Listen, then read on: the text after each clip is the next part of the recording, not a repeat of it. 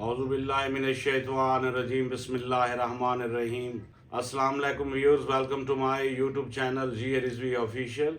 आज हम नई एपिसोड के साथ आसमानी सफ़रनामा जवेदनामा, जो कि अजीम फारसी में अल्लामा मोहम्मद इकबाल ने ड्रामा लिखा है, उसकी आज हम नई एपिसोड बना रहे हैं जो फलक मरीख पर है। मौलाना रूम की क़ियादत में जिंदारूद की जैसे ही फलक मरीख पर आमद होती है तो उनकी मुलाकात हकीम मरीखी, जो कि सितारा शनास और इल्म महर फल्कियात, उससे मुलाकात होती है। फलक मरीख पर मौलाना रूम जिंदारूद यानी इकबाल की मुलाकात जब हकीम मरीखी से होती है, हकीम मरीखी का हुलिया कुछ इस तरह है कि उसकी दाढ़ी सफेद बर्फ की मानद है और जिसने बरसों हसूल इल्म व हिकमत के लिए गुजारे थे। वो मगरब यानी यूरोप के लोगों की तरह अजीम फन व हुनरमंद व महर इल्म था और उसका लिबास ईसाई पादरियों की तरह वो हर इल्म के राह और रस्म से वाकिफ था और उसकी आंखों में उसकी गहरी फिक्र नुमाया था। हकीम मरीखी ने जब जिंदारूद और मौलाना रूम को देखा तो खुशी से खिल उठा, यानी फूल की तरह खिल उठा।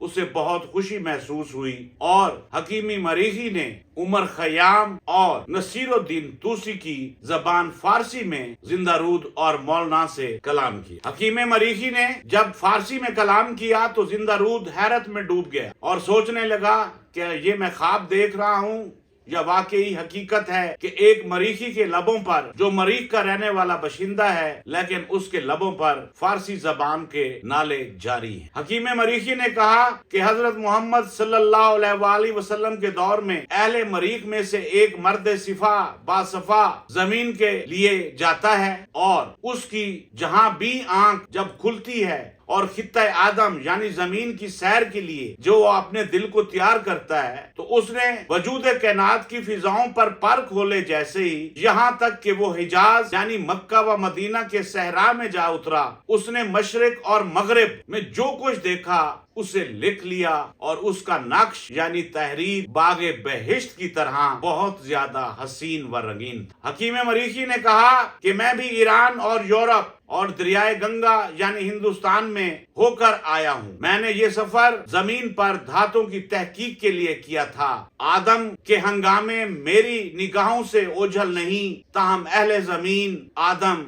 अहले मरीख के कामों से ना वाकिफ। उसके बाद हकीम मरीखी ने मौलाना रूम और जिंदारूद से कहा कि ये मुर्गदीन शहर बरखिया का गिरदो नवा है और बरखिया हमारे अबुल आला यानी जद्दे अमजद का नाम है। बरखिया जो है वो बरखिया, इसमें जो किरदार बताया गया है जिंदारूद की तरफ से अहले मरीख पर, तो वो अहले मरीख के जद्दे अमजद का नाम बरखिया। हकीम मरीखी फरमाते हैं मौलाना रूम और जिंदारूद से कि फर्ज मर्ज वो जो बुराई का हुक्म देने वाला शैतान है, वो एक दिन बहिश्त में बरखिया के पास आया और उसे बहकाने लगा और फर्ज मर्ज बरखिया से कहने लगा, तू यहाँ किस लिए बैठा आराम कर रहा है? तू सारी उम्र खुदा का महकूम रहा है, अल्लाह ताला का हुक्म मानता रहा है, जिसके सामने ये जन्नत एक लम्हा की बहार है। मैं तुम्हें उस जहान की खबर देता हूँ और वो जहान ऐसा है कि इस जहान से हत्ता के ला मकान से भी ऊपर है और वो मकाम ऐसा है